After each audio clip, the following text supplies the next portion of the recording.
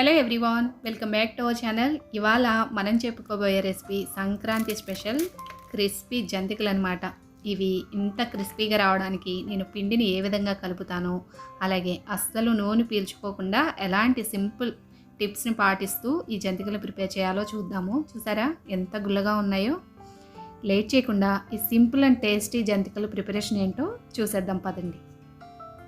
ముందుగా ఒక mixing bowl తీసుకొని అందులో ఒక జల్లెడని కూడా తీసుకొని 2 కప్పుల వరకు బియ్యం పిండిని వేసుకోవాలి. మీరు మిల్లుకు పట్టించిన పిండి అయినా సరే, లేకపోతే రెడీమేడ్ షాప్లో దొరుకుతుంది కదా, ఆ పిండి అయినా తీసుకోవచ్చు. అలాగే ఏ కప్పుతోటి అయితే బియ్యం పిండి తీసుకున్నానో అదే కప్పుతో సగం కప్పు వరకు శనగపిండి తీసుకున్నాను. అలాగే ఇక్కడ నేను 3 టేబుల్ స్పూన్ల వరకు కారం వేసాను. కారం మన టేస్ట్కి తగ్గట్టుగా వేసుకోవచ్చు. ఇవన్నీ ఒకసారి జల్లెడ పట్టుకోవాలి. ఇలా జల్లెడ పట్టుకోవడం వల్ల ఏమవుతుందంటే, మనం మార్కెట్ నుంచి కొన్నా లేకపోతే మనం పట్టించినా ఇలా అడుగున ఏమన్నా ఉన్నది అనుకోండి జల్లెడలోకి వచ్చేస్తుంది. కాబట్టి మనము జంతికలు వేసేటప్పుడు మురుకులు కొట్టడానికి అడ్డం పడకుండా ఉంటుంది. అలాగే 1 టేబుల్ స్పూన్ వరకు వాముని కొంచెం ఇలా నలిపి వేసాము అనుకోండి, ఆ ఫ్లేవర్ అనేది పిండిలో చక్కగా కలుస్తుంది.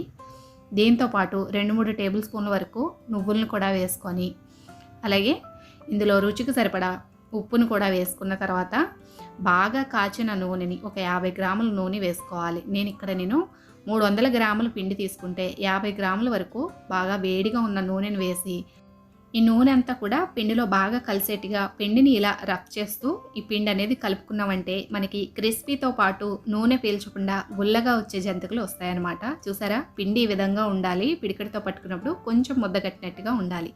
ఇలా ప్రిపేర్ చేసుకున్న పిండిలో గోరువెచ్చని నీళ్ళని కొన్ని పోసుకుంటూ కలుపుకోవాలి. పిండిని ఒకేసారి నీళ్ళని పోయకండి. లూజ్ అయిపోయింది అంటే జంతికలు సరిగా రావు. అలాగే గట్టిగా పిండిని కలుపుకున్నా కూడా ఒక్కరం ఉన్నప్పుడు ఈ జంతికలు వేయడం చాలా కష్టం అనిపిస్తుంది.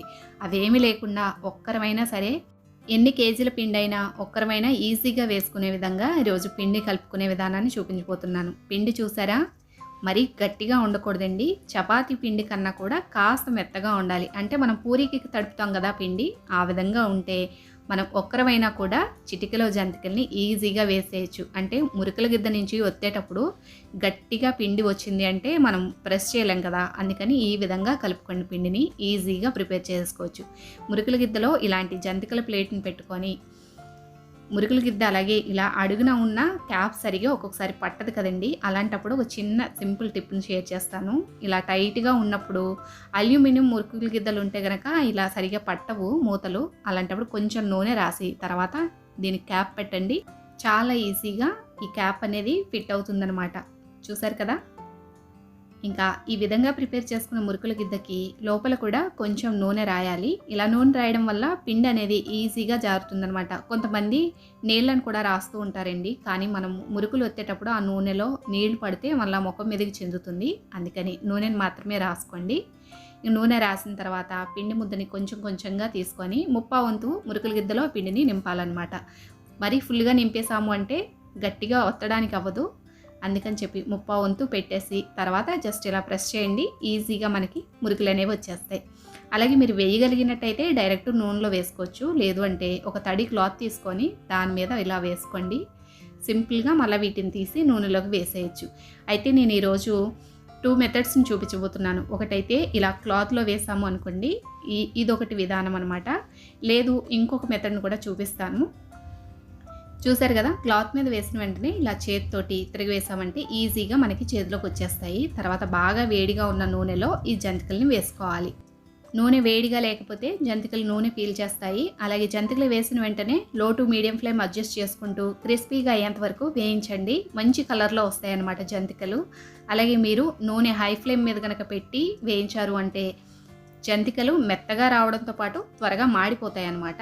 అందుకని చెప్పి జంతికలు వేసుకున్న వెంటనే లో ఫ్లేమ్లోకి టర్న్ చేసుకొని కొద్దిసేపు ఫ్రై చేయాక ఇగోండి నురగ రావడం అనేది ఆగుతుంది జంతికల నుంచి. అప్పుడు ఈ జంతికల్ని తీసి ఒక స్ట్రైనర్లో వేసి పక్కకు పెట్టుకోండి.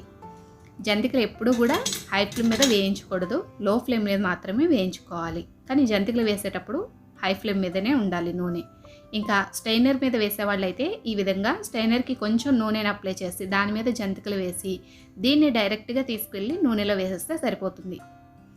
ఒక్కొక్కరు ఒక్కొక్క విధంగా చేస్తూ ఉంటారండి. కొంతమంది డైరెక్ట్ నూనెలోనే జంతికలు తిప్పగలుగుతారు. కొంతమంది బిగినర్స్ ఉంటారు కదా, అలాంటి వాళ్ళు ఇలా స్ట్రైనర్ మీద కూడా వేసి ఈజీగా జంతికలు అనేవి వేసుకోవచ్చు. చూసారు కదండి జంతికలు. ఇదే విధంగా మిగతా జంతికలన్నిటిని కూడా వేసుకోవడమే. అయితే ఇక్కడ ఇంకో విషయం కూడా చెప్పాలి. జంతికలు వేసే ప్రతిసారి కూడా పిండిని తీసిన వెంటనే మళ్ళా ఒక తడి క్లాత్ తోటి ఇలా కవర్ చేసి పెట్టండి. పిండి అనేది డ్రైగా అయిపోదు. జంతికలు చాలా బాగా వస్తాయన్నమాట. సేమ్ ఇదే విధంగా మిగతా జంతికలన్నిటిని కూడా వేసుకోవడమే. వేసిన ప్రతి జంతిక కూడా మంచి కలర్లో క్రిస్పీగా నూనె పీల్చకుండా చాలా బాగా వస్తాయి. మీరు బిగినర్స్ అయినా కూడా నేను చెప్పిన చిన్న చిన్న టిప్స్ని పాటిస్తూ గనక ఈ జంతికల్ని వేయగలిగితే ఈ సంక్రాంతికి మీరు ఒక్కరైనా కూడా సింపుల్గా ఎన్ని కేజీల జంతికలైనా కూడా వేసుకోవచ్చు. పిండిని కాస్త మెత్తగా కలుపుకోండి. మరీ మెత్తగా కలిపారు అంటే జంతికలు సరిగా రావు. చపాతీ పిండి కన్నా కూడా కాస్త మెత్తగా ఉండేట్టుగా జంతికల్ని కలుపుకోండి. ఇవాల్టికి రెసిపీ ఇదేనండి. మరొక మంచి రెసిపీతో మళ్ళీ కలుస్తాము. ఈ వీడియో మీకు నచ్చినట్టయితే లైక్ చేయడం మాత్రం మర్చిపోకండి. అలాగే మన ఛానల్ కూడా సబ్స్క్రైబ్ చేసుకోండి. Thanks for watching.